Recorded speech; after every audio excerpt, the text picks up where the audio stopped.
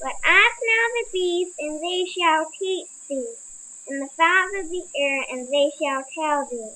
Or speak to the earth, and it shall teach thee, and the fishes of the sea shall declare unto thee. Job 12, verse 7 and 8. The Bible says we must go to the animals. Therefore, let us go to the ant.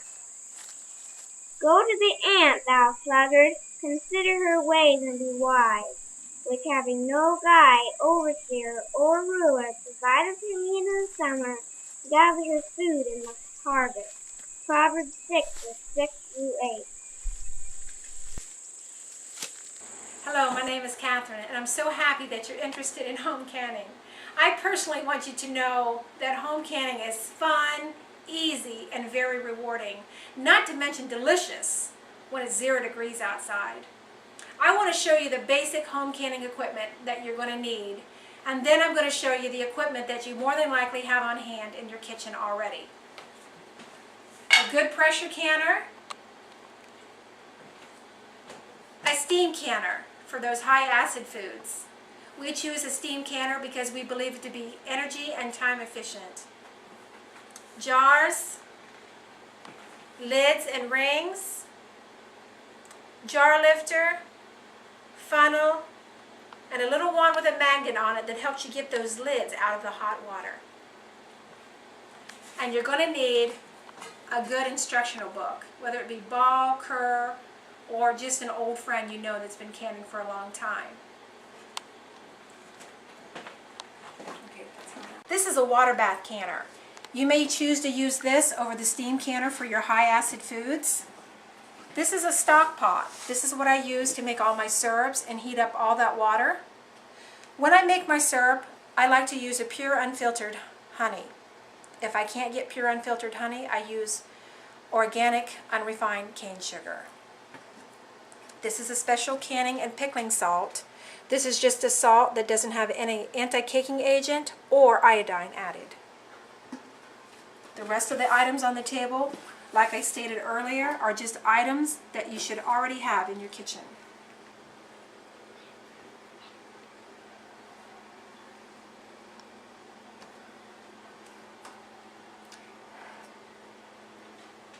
Have fun with us as we now begin the journey to home canning. We're going to wash about 7 jars for you first. Each canner load holds 7 quarts, but I normally estimate how many jars I'm going to need with the amount of fruit that I have. A bushel of pears gives you about 28 quarts. You're going to prepare some warm soapy water, and I think most of us know how to wash dishes, but you're going to have to go around the rims, go inside. These are wide mouth jars, and they're a little bit easier to wash, okay, because you can get your hand right in there. If you're using a regular mouth jar, you might have to use a knife or a special utensil that gets right down in there. But before I go any further, I want you, before you wash your jars, you need to examine your jars to make sure there's no nicks. And you take your finger and you go all the way around the rim. And you want to make sure, or your jars won't seal, okay? A lot of times my son, he'll check all those for me before he brings me the jars, because a lot of our jars we've used over and over. All these jars are good. I'm going to wash them in my warm soapy water. They were washed before, but I always like to go back through and do them again. So it's just really a quick run through to get off any dust or anything. Okay? So what we're going to do is you're going to get all the jars you need for the produce you have, like I stated. Make sure your dish drainer and counter is cleared. By the time this is over, most of this will be filled with the jars that I'm going to use. Benjamin? Hi. What do you have there in the box? Well, these are some pears that we picked from our tree. And what are you going to do with all those pears? Well, we do different things with them, like eat some, can some. Well, how do you do that? Well, we're going to show you all step by step, so we're going to show you in a little while. Okay, well, thank you, Benjamin. I'll see you in a little bit. These are the pears that we just showed you, and we're going to put them over here in this water. We're going to put them here in this water, And there's different kind of stuff you can use. You can use baking soda and veggie wash, but right now we're just using veggie wash. Now I'm gonna rub them, make sure there's no stuff, no dirt or nothing on them, and put them over there to rinse them. Have to make sure you get off all the stuff.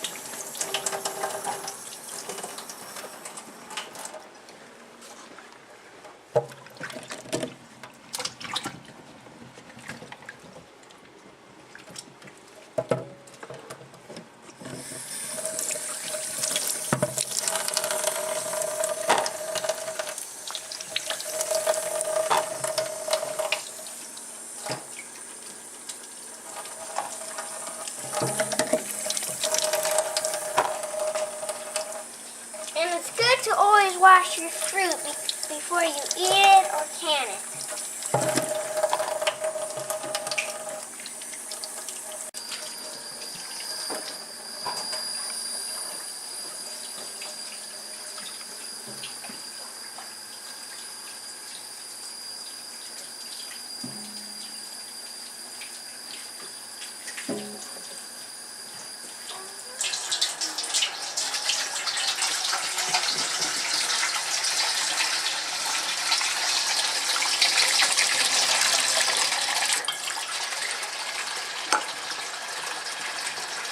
Now that we are cutting, we're going to put them in the water, the solution that Ben did with the lemon and water.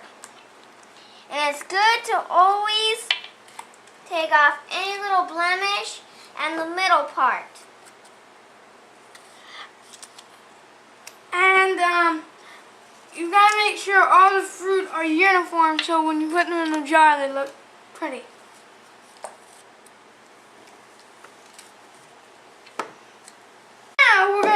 Now I'm gonna take the fruit out of here and put it in the strainer. Now you always let it drain so no drip over.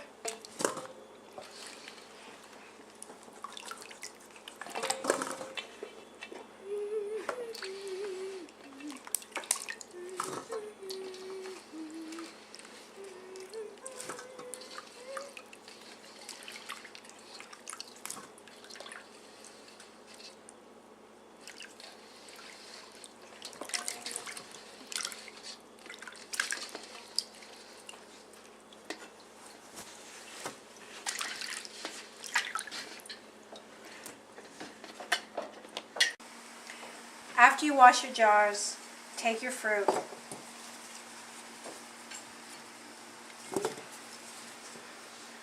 and fill it. I like to pack mine as full as I can because there is going to be some shrinkage. This is called the raw pack. You can heat your pears first, but I don't normally do that. I just get them in and I push them down in as tight as I can to fill them. In the process of washing the jars, I don't know if I covered this, but you're going to make sure that there's no chips or crack around the rim.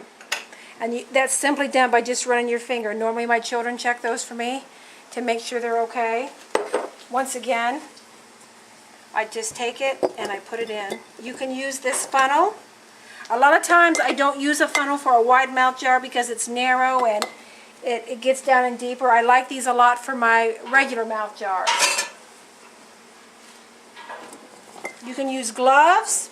If you don't choose to use gloves, you're going to want to make sure that just before you touch your fruit that you wash your hands thoroughly. You're also going to want to make sure that anytime you do any type of kitchen work, if you have long hair, you're going to make sure you're going to put it up in a hairnet or keep it covered so you don't get any hair in your food that you've processed or even cooked if you're not even canning. I like to wear an apron and keep the front of my clothes protected. When I leave the kitchen, go into the bathroom, go outside or whatever, I take off my apron and leave it in the kitchen. Now, these are the pears that we're filling. We have 3. It takes 7. Benjamin and Lydia more than likely have more pears for me over there. This is something the children can do. But the reason I'm doing it is when we work together as teamwork, we can get it done much faster. A lot of times Benjamin will cut and Liddy will fill, or Liddy will cut and Ben will fill, or even my cameraman who's behind the camera right now, he will cut and he will fill. But right now, the children are cutting, Timothy is taping, and I am filling. And you just pack it down in. And they have done it and I have cut. So it doesn't matter, as long as you all work together and everybody knows what they're doing, and it's going to be done to the glory of God. Okay? You can put the funnel on this, but I find that since it's a wide mouth jar, sometimes it gets a bit tricky, so I would rather just carefully put it in this way. You're going to take the fluid and you're going to fill it to the line right there. Take a cloth that's dampened, run it over the rim to make sure that no food particles are on it.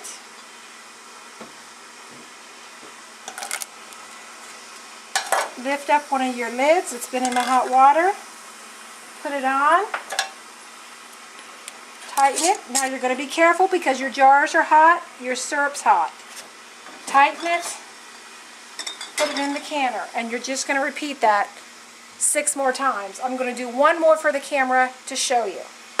You have your jars filled. Take your syrup.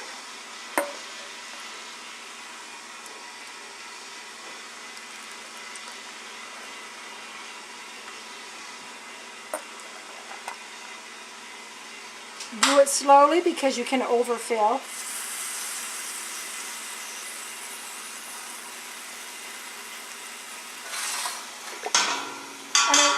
Be careful because this is extremely hot. The children are capable of doing this, but make sure they have supervision.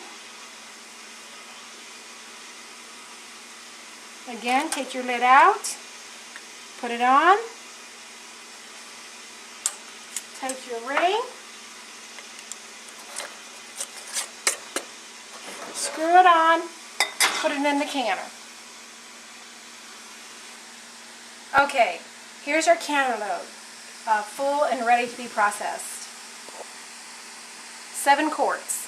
What I'm going to do is put the lid over the steam canner, line up the handles with one another to where the orange tag with the hole is facing me. I'm going to process it for the same amount of time that I would process a water bath canner. When it starts steaming out, then I'm going to begin to time it. If you use a water bath canner, you will begin to the processing time when the water starts to boil. Okay, when this begins to steam out, I'm going to start the processing time. The processing time for pears is 25 minutes. For pints, it's 20 minutes. What I have done is I turned the fire up from when I had the jar sitting there just getting hot. When it reaches the time when I'm going to start processing, I'm going to let that steam out for about 5 minutes, and then I'm going to turn down the control on the fire to help keep it moderate so as not to steam out all the water. When the processing is done, I turn off the fire and I leave it sit on there for about 5 minutes. And then I will take the lid off, leave it sit on there for another 5 minutes, and then I will transfer it over to my counter onto a thick towel to where it will cool, and then we'll go over those steps when we get to that. Okay, these are the pears after they've been processed. They processed for 25 minutes. They've been sitting here for a few minutes. What we're going to do now is we're going to take them out with our jar lifters and put them over on the towel. You can, Timothy, if you zoom in, you can still see some of the boiling going on. Okay? So I'm going to lift them up out of here very carefully. You have to make sure it's tight around there. And then I'm going to carry them over and I'm going to put them on the towels. And you're going to want to make sure you leave plenty of airspace around there so they have room to breathe. You don't want them to sit in a cold draft either.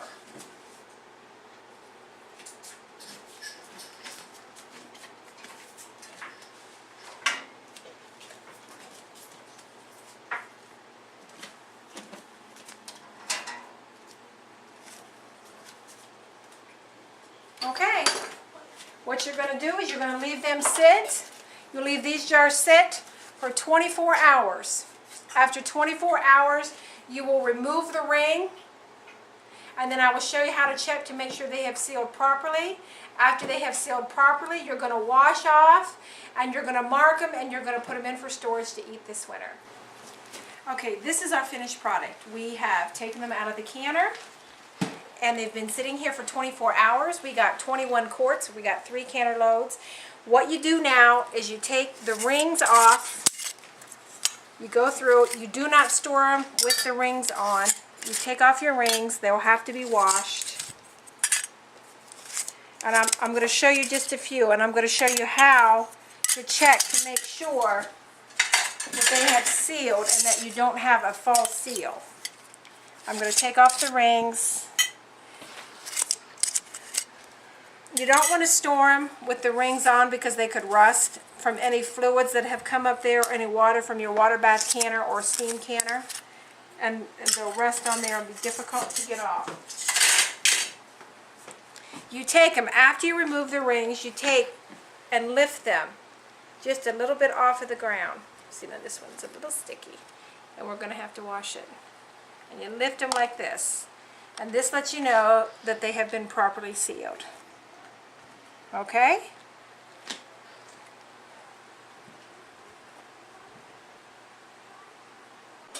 After you've taken off the ring and checked to make sure they're sealed properly, you take a bowl of warm with slightly soapy water because it's sticky. And you're just going to rub all around the edge of the rings, down the sides, and you're going to do that for every jar that you've put up. Okay? And you're going to want to make sure the water is warm because it is sticky. And you can see some of the stickiness coming out on the cloth. And you don't really want to store it that way.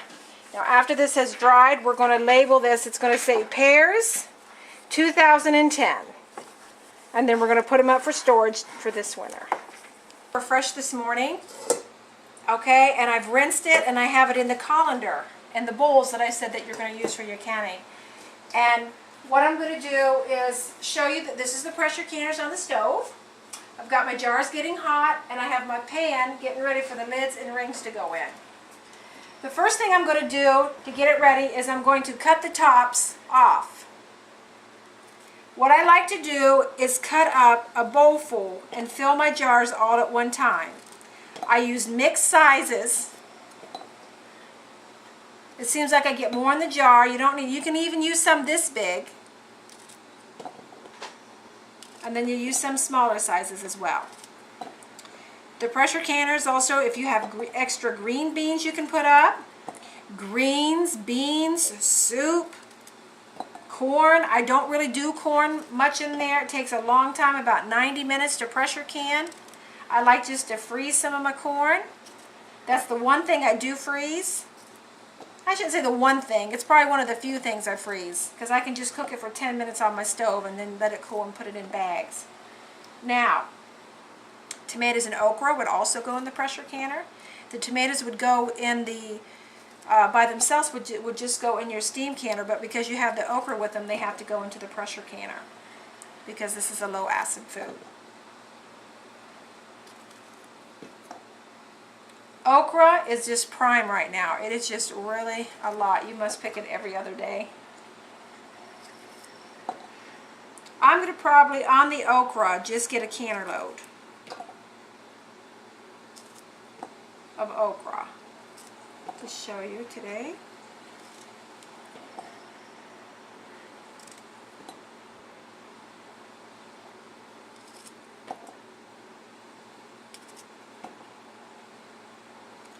I know there may not be some okra fans out there, but hey, that's alright. This okra is so soft and nice. And sometimes you might have just a little thing on the tail, and you can trim those little things off too.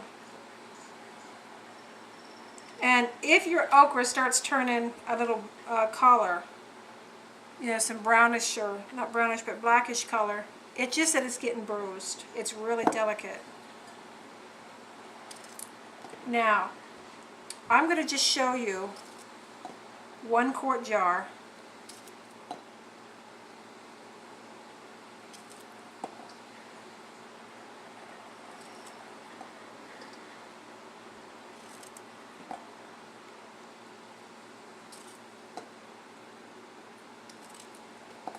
See, there's another one I'm showing you. It's getting bruised.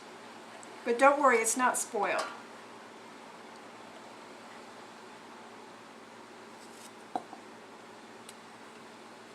Okay, I'm going to take what I have and show you how to fill this jar. Now, once again, you can wear gloves. When I did the pears, I wore gloves a lot of times because the pears are sticky. If you don't wear gloves, make sure you wash your hands properly before you handle any food, even if you're not canning.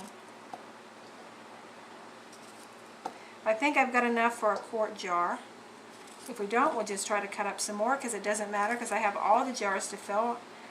If I have too much, I'll just put it in one of the remaining jars. So what I'm going to do now, since I'm taking it directly from there, I'm going to put it on a pot holder. When I did my pears, they had sat and cooled some before I had got them in. You're just going to take your okra.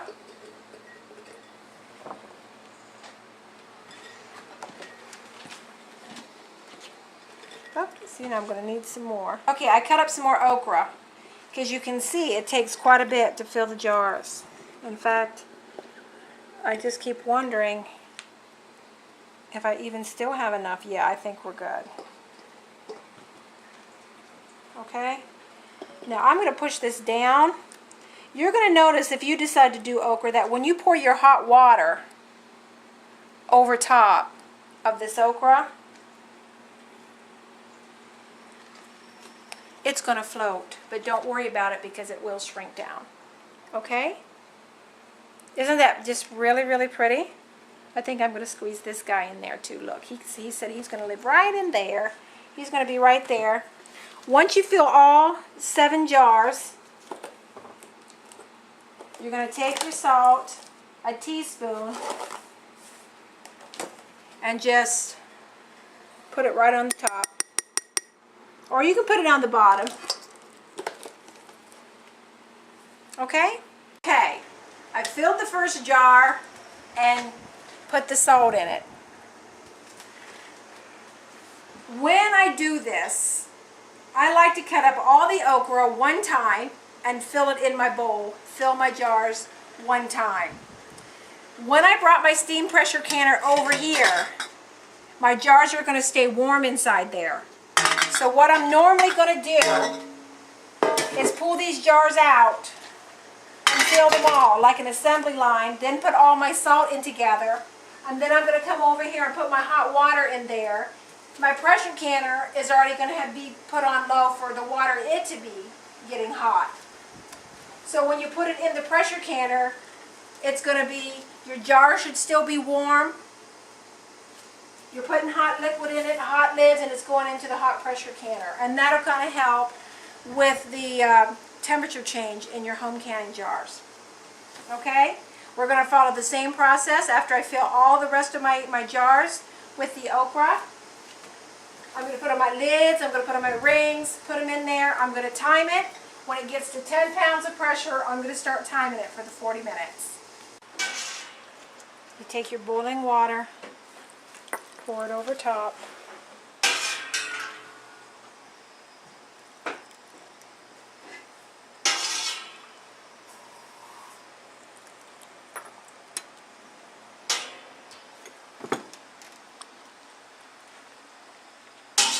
I've already filled the other 5 jars to go in the canner.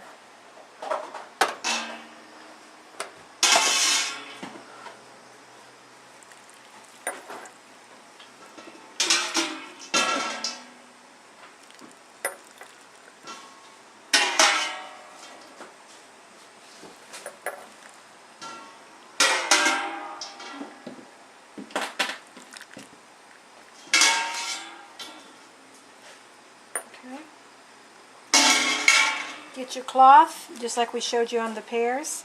Okay, you wipe the ring with your cloth.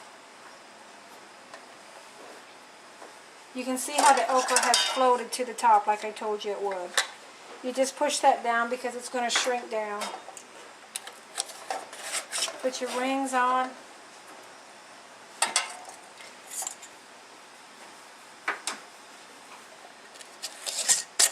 Now the whole time we were cutting and doing that, remember I had the pressure canner on. And now you're just going to set it down inside of here. And now I'm going to adjust the temperature. I'm going to turn it up now because I'm going to want it to gain some strength.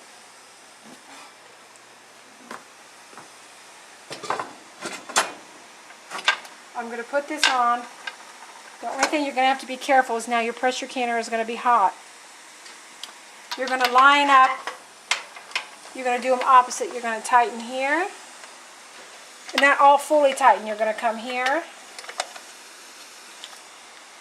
And then you're going to do opposite so it's an equal balance. Then I'm going to go back through and tighten. Tighten. Tighten. And I'm going to go back through and make sure they're all tight. My weight is on 10 pounds of pressure. Okra needs to be done for 40 minutes at 10 pounds of pressure. If you're doing pints, you do it for 35 minutes at the same amount of pressure. When this starts gaining at what we're going to do now, I want to show you, this is the gauge. It reads at 0 here.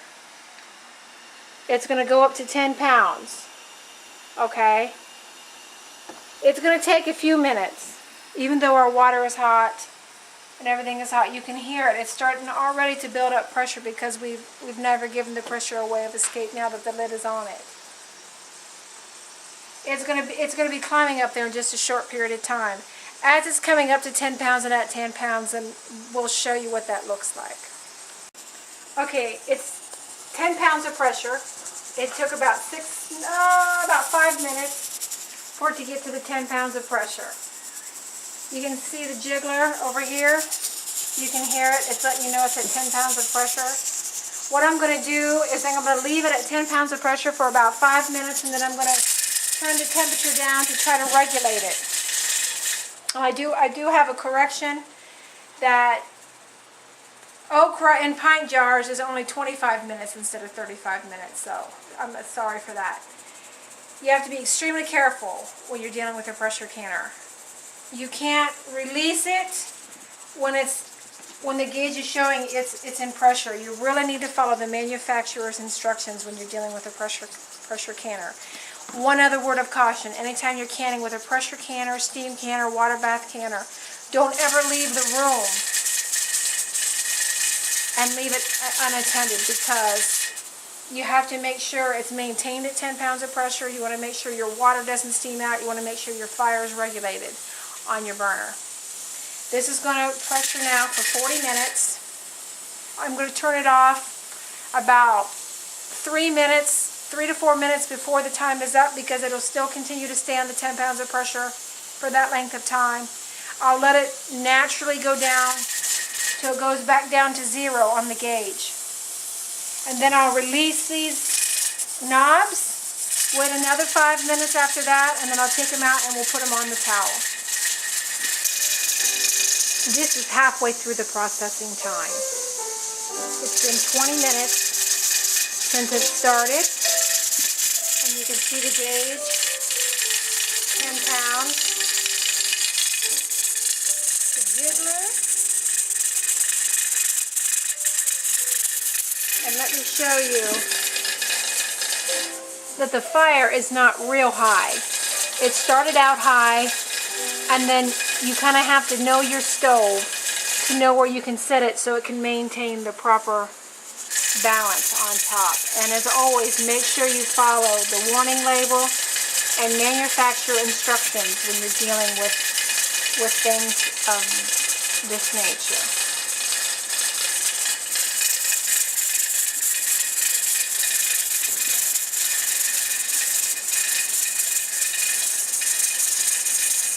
Okay, we processed the okra. We took it out. We let it sit for 24 hours. And we've taken off the rings and wiped down the bottles like we showed you with the pears. This is your finished product. When we took it out, it was floating to the top, but then when it cooled, it has now shrunk down. You can see from when we filled it, because how I showed you, I filled them all like that, and you can see now